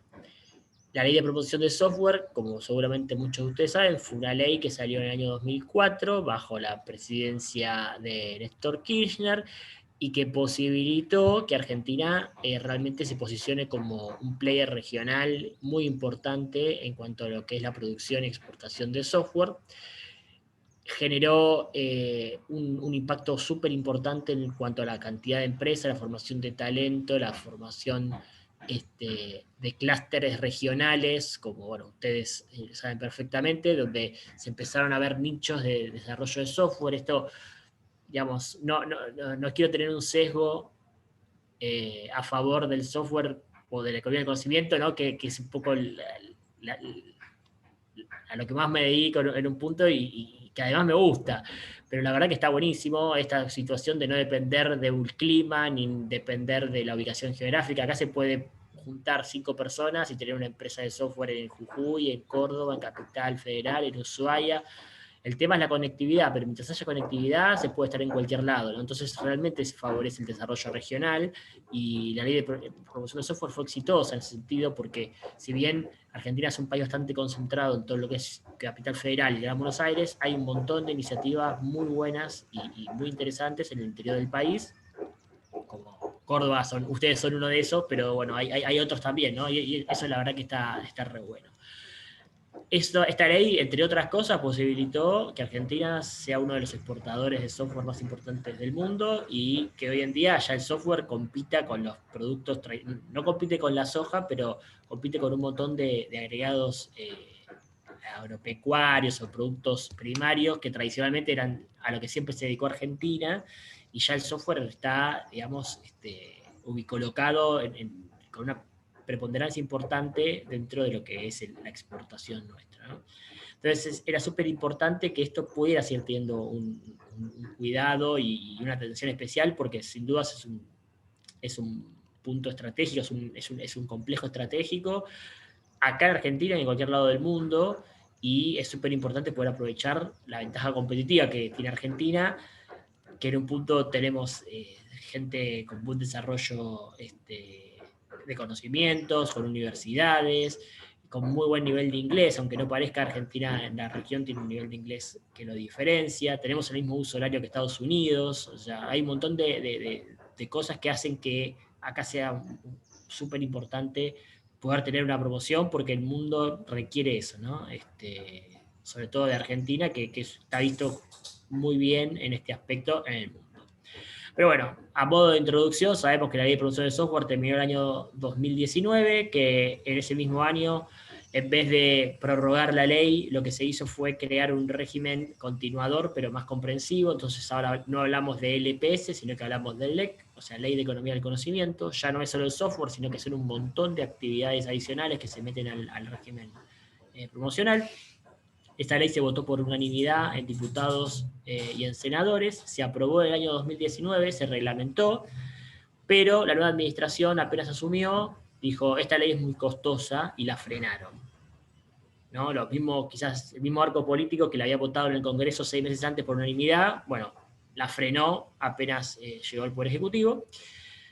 Y bueno, estuvieron con idas y venidas, pandemia de por medio, 10 meses discutiendo la reforma de la ley, y bueno, desde octubre está la ley nueva, reformada. Lo que estábamos ahora pendientes de espera es la reglamentación, que debería llegar antes de fin de año, aunque bueno, ahora ya estamos cada vez más cerquita, no sé si vamos a llegar. Cada momento de demora lo que hace es perjudicar un poco a las empresas, por lo tanto hay bastante nerviosismo en el sector para que esto salga de alguna manera, porque ya estamos necesitando tener la norma escrita. Por eso la charla ahora lo que vamos a ver es simplemente un comparativo entre qué preveía la LEC original y cómo quedó la LEC definitiva. Lo que vamos a ver un poquito es que hay algunos recortes de beneficios en general, con este tema del costo fiscal que representa, pero bueno, mucha gente del sector dice mejor tener esto que no tener nada, y esto es el primer paso hacia más cosas, ¿no? No tiene que ser la llegada, sino el punto de inicio. En cuanto a ver, los impuestos alcanzados, estamos igual que antes, son personas jurídicas, no se incluyen monotributistas ni autónomos, y tienen que desarrollar como actividad principal alguna de las promovidas. ¿Cómo evidencio yo si estoy desarrollando mi actividad como principal? Y bueno, por lo menos el 70% de los ingresos tienen que venir de esa actividad. Obviamente que la actividad del software está súper contenida, de hecho, hicieron un copy-paste de la ley de producción de software a la ley de economía del conocimiento, eso está súper asegurado. Lo que se agregó además es un montón de verticales más, como la producción audiovisual, nanotecnología, biotecnología, industria aeroespacial, industria 4.0, ciencias de desarrollo de cuestiones médicas, bueno, es súper amplio todo lo que se incorporó, y como novedad se incorporó los servicios profesionales, ¿no? Que la verdad fue una apuesta importante. Ahora, los servicios profesionales van a estar comprendidos en la ley siempre y cuando sean de exportación, porque la idea no es tampoco que un contador como yo tenga una ventaja, vamos a ser sinceros, un contador tan economía del conocimiento no es, pero bueno, si por lo menos exportamos servicios y generamos divisas, la ley dice, bueno, dale, métete adentro también. Es importante, bueno, algunas cositas ahí, que si hay algún ente que todavía no tiene facturación, o ente que no tiene facturación vinculada con la actividad del conocimiento específicamente, pero demuestra en forma fehaciente que desarrolla esta actividad en forma intensiva, también va a estar contenido en la ley. Por ejemplo, yo soy un laboratorio que estoy gastando un montón de plata en I+D para la vacuna del coronavirus, pero cuando yo vendo, lo que vendo es una vacuna, no estoy vendiendo el conocimiento. Entonces ahí se puede decir, bueno, pero vos estás realmente facturando economía del conocimiento, o estás facturando una vacuna. Bueno, no, una cosa es producto de la otra. Bueno, la ley prevé que vos puedas hacer esa explicación, ¿no? Hay actividades que, como el software, es fácil de identificar, pero hay algunas que el ligue entre la inversión de I+D y lo que yo finalmente termino facturando, a veces no es tan directo, hay que explicarlo de alguna manera, entonces la ley prevé que eso se puede llegar a hacer. Algo importante es que la ley anterior ya lo decía, la ley de versión anterior ya lo decía, que hay que estar en el cumplimiento de obligaciones fiscales, ¿no? O sea, obviamente no le van a dar un beneficio a alguien que tenga una deuda. ¿Cuál fue el punto acá que causó un poco de ruido? Es que siempre se habló de estar en normal cumplimiento de obligaciones fiscales, laborales y previsionales, pero ahora se incorporó el tema de estar en cumplimiento de obligaciones gremiales. Lo cual generó un poco de ruido, fue un guiño a Moyano esto en un punto, y, a ver, esperemos que vía reglamentación se pueda aclarar de manera tal de que no sea, de que vaya un requisito, no sea un paredón de muro infranqueable de entrada, ¿no? Porque ustedes saben bien de que tener un libre deuda de un gremio es casi imposible, y encima hay un montón de actividades que están discutidas en cuanto al encuadre gremial, inclusive, o sea, el software es una de ellas, ¿no? Que no sé, algunos, con el tiempo hubo, ¿no? Algunos gremios que quisieron registrarse en el ministerio, lo consiguieron algunos en el Ministerio de Trabajo, están homologados, pero bueno, todavía es como un punto siempre medio conflictivo en el sector de ustedes, Así que bueno, eso fue... Franco, Sí, aparte absolutamente arbitrario, o sea, digamos, va a depender de la voluntad que te lo quieran dar o no te lo quieran dar, o te hagan una determinación, lo inventen. Mira, cuando empezaron a circular los es el día. primeros... Claro, Más cuando que empezaron a muro circular, es Alcatraz, digamos. tal cual. Bueno, cuando empezaron a circular los primeros borradores de esto todo el mundo hizo, porque parecía muy inocente, ¿no? Obligaciones fiscales, en un país normal está bien que vos te digan obligaciones fiscales, laborales, gremiales, provisionales, la verdad que es un requisito mínimo si te está dando un beneficio. Lo que pasa es que sabemos que está aparejado atrás de esto en Argentina, y como decía José María, quizás, o sea, un gremio que te diga no me debes un mango, tomar libre deuda, es imposible. Y que probablemente antes de dártelo te hagan una inspección por los años no prescriptos y te empiecen a discutir, y después te venga otro gremio y te diga, pero vos tenés un problema de encuadre, entonces venga Comercio, venga la Unión del Software y venga Moyano, porque esto tiene que ver con transporte de mercadería. Bueno, Mercado Libre tuvo un tema también ahí con el gremio de camioneros y con carga y descarga. Esto puede llegar a ser una bomba de tiempo, y la forma de desactivarlo es mediante la reglamentación. Estamos cruzando los dedos para que la reglamentación me permita a mí, por ejemplo, que yo sea el que diga estoy en cumplimiento, tipo de declaración jurada, y después eventualmente si esto no era correcto me vuelan para atrás. Otra opción que se había dicho era que el Ministerio de Trabajo sea el que mande el libre deuda y no los gremios propiamente dicho, pero bueno, la verdad que ahí todavía no tenemos alguna definición. Y como decía José, esperemos que esto no sea Alcatraz, porque si no, esto va a hacer que nadie entre directamente, ¿no? De movida te quedas afuera antes de empezar a jugar, lo cual se supone que no es el objetivo de la ley, ¿no? Pero bueno, aparte de esto, hay que cumplir 2 de 3 requisitos. Los famosos 2 de 3 requisitos ahora los vamos a ver, que son el tema de la calidad, inversión I+D y exportaciones, básicamente. Pero quería traer a colación simplemente de que este es el cuadrito PYME, del parámetro PYME, que muchos de ustedes conocen, ¿no? Esto que se publica por la CEPYME, cada tanto tiempo se va actualizando por inflación, y acá tiene cuáles son los mínimos montos de facturación, de cantidad de empleados, y el tope de activos que aplica para alguna de las actividades que hay que tener para considerarse PYME. ¿Por qué lo traigo a colación esto? Porque vamos a ver ahora que lo que se hizo con muchos requisitos y con muchos beneficios fue escalonarlos en función a si soy una empresa chica, pequeña, mediana. Y cuando hablamos de chica, micro, pequeña o mediana tramo 1, siempre estamos refiriéndonos a esto, a este cuadrito. Entonces, simplemente lo traía a modo de, para no olvidarnos. Recuerden, con la ley PYME, creo que lo había mencionado en la clase anterior cuando habíamos hablado del 600, ¿se acuerdan? Las PYME tienen $600.000 de mínimo imponible para exportar, de derechos de exportación. Acá nos sirve que yo facture menos, o sea, si soy... ustedes saben que el software entra como industria, no como servicio, pero si yo soy una empresa de software que factura menos de 2.500 millones de pesos, yo no puedo decir que soy todavía PYME, tengo que tener certificado. Por más que yo cumpla todos los parámetros, no soy PYME hasta que no tenga el papel que diga que soy PYME, ¿no? Eso es muy importante. Bueno, vamos a los requisitos, a los famosos 2 de 3, hay que tener un certificado de calidad por norma reconocida, eso se mantuvo en la redacción de la 27570. La reglamentación anterior traía un listado así de todas las normas que se admitían, son las más conocidas, y hay un montón más. Muchas empresas, este es un requisito que ya estaba en la ley de promoción de software, así que muchas empresas que estaban en el LPS ya seguramente esto ya lo tienen masticado o tienen gimnasia en obtener estos certificados. Después tenemos el tema de investigación y desarrollo de capacitación, o sea, hay que hacer inversiones en investigación y desarrollo de capacitación. La ley anterior ponía un mínimo de 3% de I+D de la facturación total y un mínimo de 8% de masa salarial para el tema de capacitación. Ahora vemos que en el nuevo escenario hay como escalones. El 3% de I+D se mantiene, pero solo para las grandes. Las más chiquitas tienen porcentajes más chicos de acceso, lo cual parecería razonable para no poner una barrera tan alta a las empresas chicas.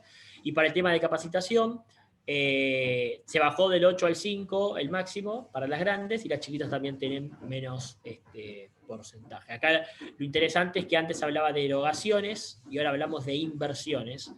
Entonces, esto se entiende que abre la puerta a que la autocapacitación que yo tenga dentro de la empresa podría llegar a calificar para cumplir este requisito, ¿no? Muchas empresas decían, che, yo invierto mucha gente mía capacitando a mi propio personal, pero como no es una erogación pagada a una entidad de educación o lo que sea, la ley anterior no la contemplaba. Bueno, ahora como habla de inversión, yo podría decir que el valor horario del personal mío dedicado a capacitar es una inversión en un punto, ¿no? No es solamente erogación de plata, sino inversión de tiempo, del salario, de lo que sea.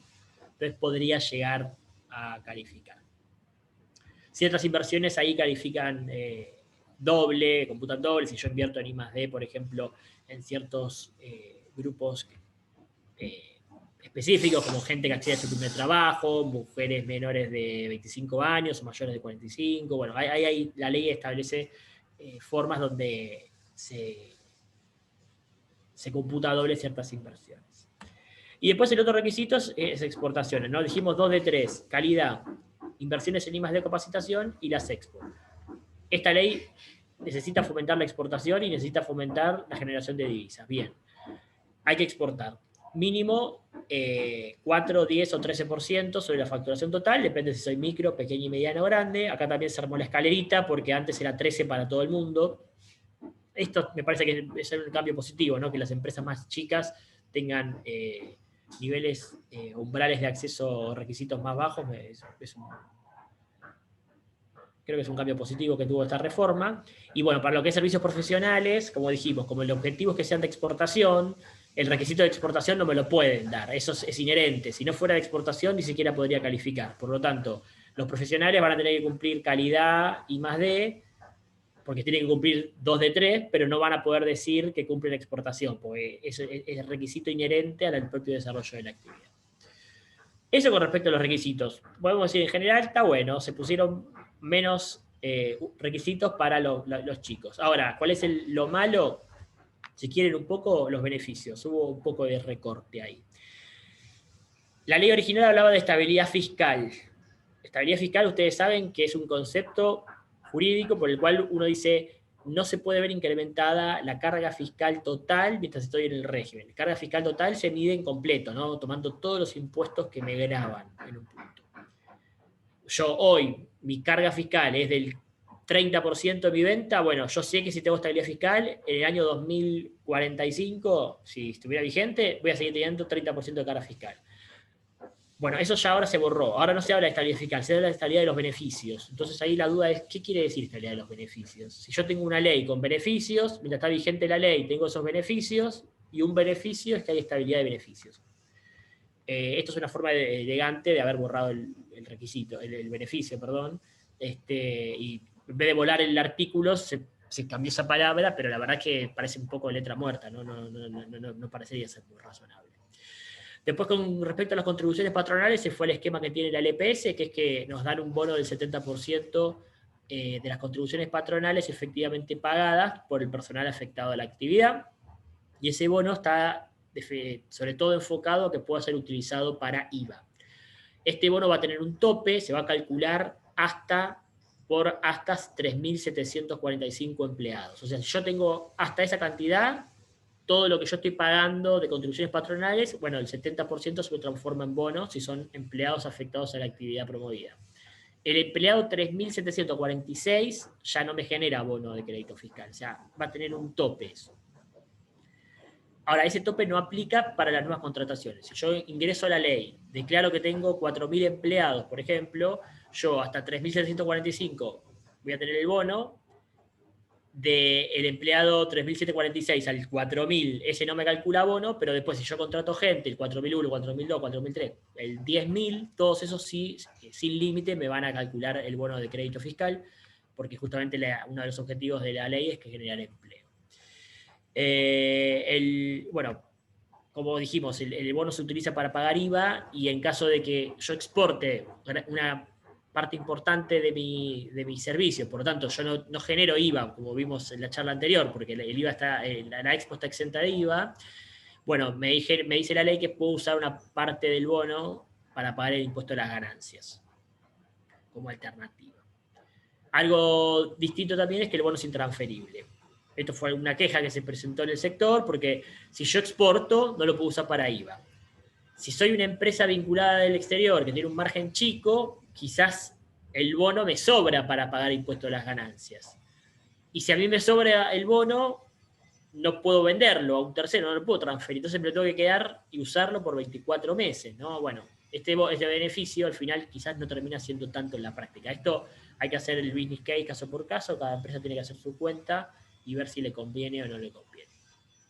Este bono que dijimos que es del 70%, va a ascender y va a ser del 80% cuando se estén pagando contribuciones patronales de incorporaciones a mi plantilla de mujeres, personas transgénero, profesionales con ciertos posgrados, discapacitados, gente que vive en zona desfavorable. O sea, hay un montón de grupos de riesgo, como se los denomina acá en la ley, que si yo contrato a ese personal, el bono en vez del 70 va a ser del 80, va a ser más alto. Un tema importante es con respecto al impuesto a las ganancias. La ley anterior preveía una alícuota del 15% para todos mis resultados de toda la empresa, y ahora lo que tengo es una reducción de la tasa solo aplicable sobre la actividad promovida. Entonces, las empresas grandes, por ejemplo, van a tener un 20% de reducción de tasa, lo que hace que la tasa efectiva sea del 24% de impuesto a las ganancias, ¿no? Las medianas van a tener una tasa efectiva del 18% y las micro y pequeñas una tasa del 12%. Recién ahí, las micro y pequeñas tenemos un beneficio con respecto a la situación anterior, ¿no? Porque antes era 15% para todos. Bueno, recién las micro y pequeñas van a tener una tasa efectiva menor, pero solo sobre la actividad promovida, no sobre el 100% de los ingresos como pasaba en el esquema anterior.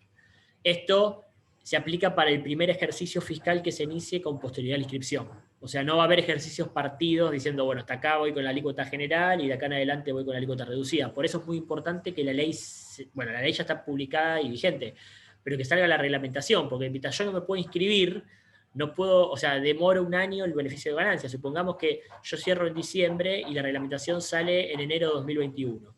Si yo me anoto en enero de 2021, yo me como todo el 2021 sin beneficio de ganancias y recién lo voy a tener en el 2022. Una ley que tendría que estar aplicable desde el 1 de enero de 2020, recién me da el beneficio de ganancias para el ejercicio 2002. Me comí 2 ejercicios fiscales sin beneficio. Por eso hay tanto apuro, sobre todo para las empresas que vienen de LPS y tienen que empalmar el régimen, para que esto salga de una vez, porque si no se me difiere mucho, sobre todo el tema de impuesto a las ganancias. Y bueno, ya para terminar con los beneficios, estoy yendo un poco rápido, los beneficiarios no van a ser pasibles de sufrir retenciones y percepciones de IVA. Y algo que estaba buenísimo en la ley anterior, que lamentablemente se perdió, fue el tema de las retenciones por impuestos análogos sufridas en el exterior, las famosas retenciones que vimos que nos hacen cuando nos pagan. Vimos el caso de Colombia. Vimos que como cuando yo exporto servicios, estoy teniendo un ingreso de fuente argentina, recuerdan, yo eso no me lo puedo tomar como pago a cuenta porque la ley no me lo permite, y que yo solamente tengo que recurrir a los convenios de doble imposición para poder tomármelo como un tax credit. Bueno, la ley de economía del conocimiento original decía, tomate la retención que te hagan en el exterior, sea el país que sea, tengamos convenio o no tengamos convenio, vos te la vas a poder tomar como un crédito en tu declaración jurada de impuesto a las ganancias. Esto era un golazo, porque le solucionaba el problema a todos los exportadores de servicio. Ya no había que fijarse si había CDI, no había CDI. Aparte, para poder gozar de un convenio de doble imposición, hay que cumplir ciertos trámites administrativos que se eliminaban. Yo directamente estando en la LEC ya tenía ese beneficio. Bueno, eso se borró, lamentablemente. Y de vuelta, como vimos antes con el tema de estabilidad fiscal, para no volar el artículo directamente, que la gente diga falta el artículo, se cambió la redacción así medio artesanalmente, y ahora dice, antes decía que las retenciones por impuestos análogos sufridos en el exterior podrán computarse como crédito de impuesto en la DJ. Ahora dice, podrán considerarse como gasto deducible en la DJ. Y esto ya pasaba, ya existía. O sea, lo que yo les dije en la charla anterior, yo tengo la retención, si puedo me la tomo. Si no me la puedo tomar por X razón, por lo menos es un gasto deducible, obviamente. Deducible de impuesto a las ganancias. O sea, este artículo de vuelta, la redacción lo que hizo, no entendemos el objetivo. Esto es matar el beneficio. Entonces ahora volvemos a como estamos, ¿no? O sea, si hay CDI me lo puedo tomar, si no hay CDI no me lo puedo tomar, y en el medio tendré que ver en mi planificación algunas cuestiones que vimos en la charla anterior. ¿Me conviene viajar? Y capaz que es más barato viajar al país y hacer el trabajo desde ahí para que me dé fuente extranjera antes que mandar a costo la retención que me hacen, que no puedo deducirla porque la ley de impuesto a las ganancias no lo permite. Entonces, en general, y para terminar con los beneficios, lo que vemos es un recorte, ¿no? Hay un poco menos de beneficios, es un poquito más restrictiva la ley. Muchos dicen, bueno, mejor esto que nada. Y muchos, con un poco de optimismo, dicen, bueno, que sea un punto de partida y que no sea lo único.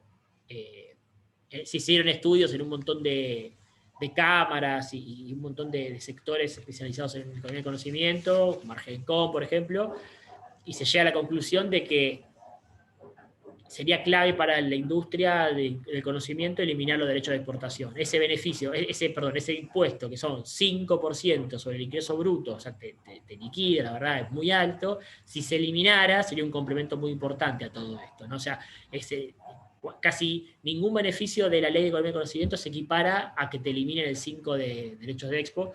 Entendemos que se está trabajando en ese sentido con la gente de gobierno para que por lo menos si estás en la ley no tengas que pagar derechos de exportación, pero la verdad es que son rumores, todavía no ha salido nada al respecto. Y bueno, esto es súper cortito para las empresas de ley de promoción de software, simplemente cómo estaba la transición original y cómo estaba ahora. Lo más importante es que antes la ley original preveía esto de si yo me inscribo ahora y yo vengo en la LPS, no tengo que hacer esta espera de esperar para el próximo ejercicio gozar del beneficio de impuesto a las ganancias. Las empresas LPS podían empalmar directamente el beneficio de un ejercicio a otro, o sea, terminar el 2019 con LPS y empezar el 2020 con Ley de Economía del Conocimiento. Eso ahora se voló, no existe más. Otra cosa que se cambió es que autodesarrollo, ya no se está admitiendo el autodesarrollo de software como actividad promovida para poder aplicar esto del 70% de los ingresos. Antes se admitía si era de exportación, por lo menos. Y en línea con el tema de los bonos de crédito fiscal, ustedes saben que la ley de promoción de software también me daba bonos de crédito fiscal, y muchas empresas tienen saldo remanente pendiente de utilización. Bueno, la ley anterior preveía que se puedan ser transferidos a terceros estos bonos para que la empresa monetice más rápido ese beneficio, y ahora, así como el bono de la ley no se puede vender a terceros, los bonos remanentes de la LPS tampoco se pueden vender a terceros, sino que hay que usarlos hasta que se agoten o hasta que se venzan, lo que suceda primero, y si se vencen se perderá y será un beneficio perdido en un punto. Bueno, acá algunas cositas formales con respecto a la inscripción. Las revalidaciones van a ser cada 2 años. O sea, cada 2 años yo tengo que ir y mostrar que estoy en cumplimiento de mis obligaciones fiscales, laborales, gremiales y previsionales, y los famosos requisitos 2 de 3. Yo cada 2 años tengo que revalidarlo. Aunque me dice la norma que yo tengo que mantener o incrementar la nómina de personal como requisito adicional, y que este requisito sí se va a auditar en forma anual. Entonces yo cada 2 años tengo que acreditar todos los requisitos, pero todos los años sí o sí, sin excepción, tengo que acreditar de que mi plantilla no se me redujo. Y si se me redujo, la norma me da 60 días solamente para recomponer la nómina. Acá hay mucha gente quejándose también de esto porque 60 días puede parecer poco, y además la ley no hace discriminación entre cualquier reducción de personal. O sea, si la gente se jubila o lamentablemente fallece mientras trabaja o renuncia, que son variables que quizás el empleador no maneja, bueno, por ahora no se están distinguiendo esas de los despidos, por ejemplo, ¿no? Que sería lo que la ley quiere atacar. La ley de promoción del software traía eso en su reglamentación. Se espera que esta reglamentación salga parecida y se tome como realmente reducción efectiva de personal cuando es el despido sin causa, ¿no? Que es el despido que hace el empleador porque sí. Cualquier otro causal de reducción de plantilla no debería tomarse para que este requisito me lo saquen, porque además si yo en 60 días no recompongo el personal, me sacan pierdo todos los beneficios de la ley, o sea, es bastante fuerte la consecuencia, ¿no? Y después lo que dice la ley por ahí, si quieren como último comentario, es que estos requisitos, vieron que tenían escalas, ¿no? No sé, 2% de inversión en I+D para las empresas medianas. Vimos que había una escalerita. Bueno, se supone que estos requisitos van a ser incrementales. Entonces, en cada revalidación bienal, o sea, cada vez que yo me tenga que reescribir cada 2 años, si originalmente tenía que tener el 2, bueno, ahora me van a pedir el 3. Y después me van a pedir el 4 y así, ¿no? O sea, cada requisito va a ser incremental en cada reinscripción. Ya está dicho que la primera reinscripción, o sea, la que tendría que tener lugar, ya ni sé, en el 2022 o 2023, no se va a pedir ningún requisito adicional por el tema del COVID, como entendiendo que las empresas a duras penas van a poder llegar con los requisitos que hay que cumplir y darles 2 añitos para que puedan estabilizarse y hacer pie. Pero se supone que las próximas revalidaciones la autoridad de aplicación, que es el Ministerio de Desarrollo Productivo, va a ir poniendo como una escalerita cada vez más alta. Ahí lo que se pidió fue que en la reglamentación se dé se ponga un horizonte, porque esto, si no, puede pasar de que un día me pidan el 100% de inversión en I+D y, bueno, sea un requisito incumplible y, bueno, que no sea algo discrecional para la autoridad de aplicación. Eso tiene que salir. Esto, simplemente rápido, está teniendo rebote la LEC en ciertas provincias, ¿no? La ley invita a las provincias a incorporarse a la Ley de Economía del Conocimiento, y bueno, Córdoba ha sido una de las que se ha movido más rápido. Salió, creo que la semana pasada ya aprobada la modificación a la Ley Provincial 10.649, por la cual la provincia de Córdoba adhiere al régimen de profesión de economía del conocimiento y otorga ciertos beneficios adicionales para las provincias que estén radicadas en esa provincia y estén en el régimen. Entonces, hay que acreditar, estar inscrito a la LEC, en la 27570, hay que a la vez inscribirse al Registro Provincial de Economía del Conocimiento, y hay que estar radicado y desarrollar parte de la actividad promovida en la provincia. Y con esos requisitos se dan ciertos beneficios. Se da estabilidad fiscal y exención por 10 años en ingresos brutos. Esto es muy importante. Recordemos igualmente que la exportación de servicios no estaba grabada en ingresos brutos en Córdoba, pero si yo tengo venta local, bueno, va a estar exenta. Y además eximen por 10 años impuesto de sellos y el impuesto inmobiliario que esté vinculado con la actividad. O sea, si yo firmo un contrato por una actividad promovida, bueno, impuesto de sellos va a estar eximido. Si yo tengo mi oficina o tengo un inmueble donde desarrollo mi actividad promovida, bueno, no voy a pagar impuesto inmobiliario en ese inmueble. Y además, algo importante, la provincia de Córdoba, Renta, se compromete a dar una asignación estímulo para contratar personal. Entonces, esto para fomentar la contratación de personal en la provincia. Si yo contrato personal radicado en Córdoba, me van a pagar, creo que por 6 meses, un monto, un bono, para que yo pueda, para impulsar básicamente la contratación de personal en la provincia. Esto con respecto a Córdoba. Algunas que fueron saliendo así, tipo Popurrí, Santa Fe. Santa Fe igual es un proyecto, no está aprobado, pero como ven, más o menos están todas en el mismo sentido, ¿no? Hay que estar inscrito en la LEC nacional, hay que inscribirse en el régimen provincial determinado, y en general lo que vemos como beneficios es o exención o estabilidad fiscal en ingresos brutos, sellos inmobiliarios, con respecto a la actividad promovida. Santa Fe está en proyecto, Mendoza está en proyecto también. Mendoza pone, por ejemplo, estabilidad fiscal como beneficio, no exención. Pero bueno, esto era un popurrí simplemente, y aparte teniendo en cuenta que en Córdoba es algo súper importante y que salió hace poquito, me parecía importante traerlo también esto. Y hasta acá con la LEC. Ahora pasaríamos rápido a Perú. No sé si hay alguna pregunta en el chat. ¿Alguien quiere abrir el micrófono, hacer algún comentario? Súper abierto. Fui un poco rápido, si fui un poco rápido les pido disculpas. Por ahora no tenemos en el chat. Bueno, no se entendió nada, así que genial. Bueno, eso con respecto a LEC, ¿no? Ahora volvemos al tratamiento de Perú, simplemente para hacer el último comentario de la charla de hoy. El esquema es parecido al que vimos para Colombia. Recuerden, si hacemos un rápido resumen, las exportaciones de servicio, desde el punto de vista argentino, son exportaciones de servicio de fuente argentina. Eso hace de que yo tenga que pagar impuesto acá en Argentina. Es probable que esté sujeto a algún pago en impuesto en el destino, en este caso en Perú, Colombia, donde sea, mediante una retención. Y la ley de impuesto a las ganancias, muy moderna, del año 32, no me deja tomar esa retención a cuenta del impuesto local. Entonces, para mí es un doble costo. ¿Cómo puedo zafar de eso? Si hay un convenio de doble imposición firmado entre Argentina y ese país destino. No hay otra forma. Y tiene que haber un CDI que habilite el cómputo de retenciones. Después, el IVA, acuérdense que las exportaciones de servicios están exentas de IVA. Tenemos los derechos de exportación de servicios que son del 5%. En ingresos brutos en general están exentas las exportaciones de servicios no alcanzadas, es el caso de Córdoba.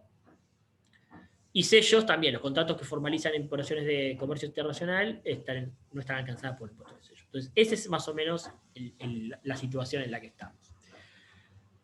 Perú es poco parecido a Argentina y un poco parecido a Colombia, en el sentido de que las empresas extranjeras en Perú solo estaban alcanzadas por sus ingresos de fuente peruana. ¿Ok?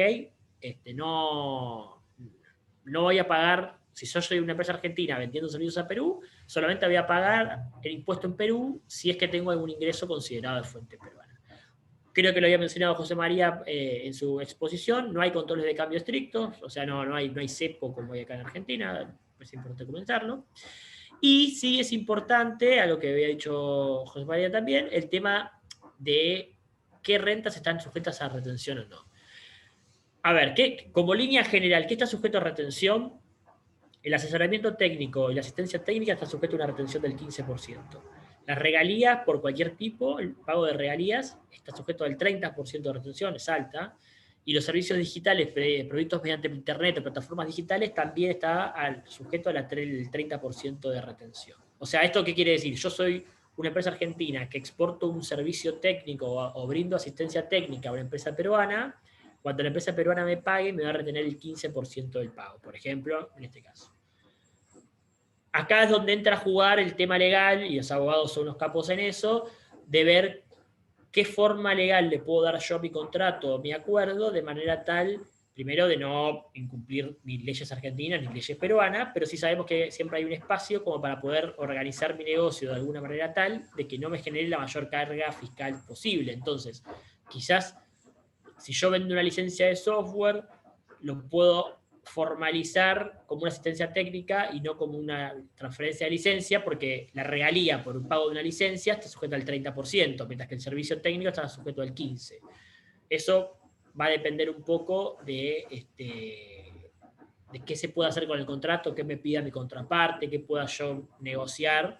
Pero bueno, tengamos en cuenta, así en Colombia habíamos visto que era el 20 para casi todo, acá no, acá tenemos parte que va al 30, parte que va al 15, la diferencia es muy sustancial, así que hay que tener mucho cuidado cuando se redacten los contratos y también tener el input desde el lado del cliente nuestro que vamos a tener en Perú para ver de qué manera ellos pueden también, sin que les genere ellos una exposición, tener el contrato formalizado de alguna u otra manera.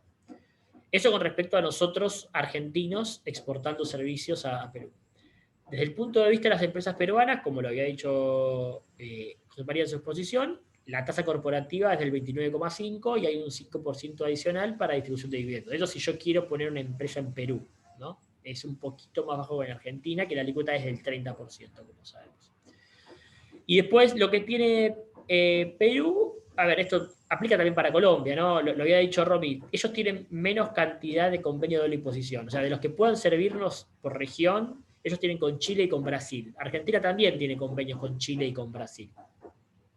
Y después todo lo que tiene Perú para poder incorporar es el tema del Pacto Andino, la Comunidad Andina de Naciones, que son todos los países del Pacífico, ¿no? Bolivia, Colombia, Ecuador, Perú, que entre ellos también tienen ciertas ventajas impositivas. Ahí como principal ventaja lo que podemos ver es que hay generalmente los países del Pacto Andino o ciertos convenios celebrados por Perú permiten que, por ejemplo, la retención de regalías baje del 30 al 15%. Entonces, eso ya es 15 para todo. Lo que pasa con esto es, obviamente, una empresa argentina no puede aplicar. Tiene que ser una empresa constituida en uno de estos países. Obviamente que fue un tema que habíamos charlado en la charla anterior. Lo que no sirve es que yo ponga una empresa en cualquier país y que sea una cáscara. Eso está penado en Argentina, en Bolivia, en Colombia, Ecuador y en China. O sea, artificialmente crear una empresa para solamente aprovecharme de ventajas impositivas y de los convenios y estar saltando como el juego de la boca no sirve. O sea, eso está penado. Ahora, si yo tengo en mi estrategia de regionalización intenciones de decir, bueno, voy a abrir una filial, una sucursal, desde la cual llevar parte de mi negocio y transfiero personal allá y contrato gente local, bueno, tengamos en cuenta, para en este caso Perú, que ellos tienen estas ventajas. Quizás Colombia es un poco más atractivo en cuanto a las ventajas impositivas que puede llegar a tener. Tiene mayor cantidad de convenios firmados Colombia que Perú, pero bueno, por eso yo se los traigo de colación para que tengamos así el overview del país. Con respecto al impuesto a valor agregado, la tasa general es del 18%. Están alcanzados los servicios prestados desde el exterior utilizados en Perú, o sea, seguramente los servicios que nosotros prestemos y exportemos a Perú van a estar sujetos al IVA peruano. Obviamente que nosotros como exportadores no tenemos nada que ver en este punto, o sea, el que tiene que ingresar el IVA es el propio adquirente peruano bajo la modalidad reverse charge, esto es, el adquirente peruano paga el IVA y después se lo va a poder tomar en su propia declaración jurada, no interviene acá el exportador. Vieron que en Colombia yo les había dicho que hay algunos exportadores que aún siendo no residentes colombianos se tienen que inscribir ante el fisco colombiano e ingresar el IVA. Bueno, eso en Perú no sucede. Perú es como en Argentina. Esto es igual, para que sepan, esto es igual que en Argentina.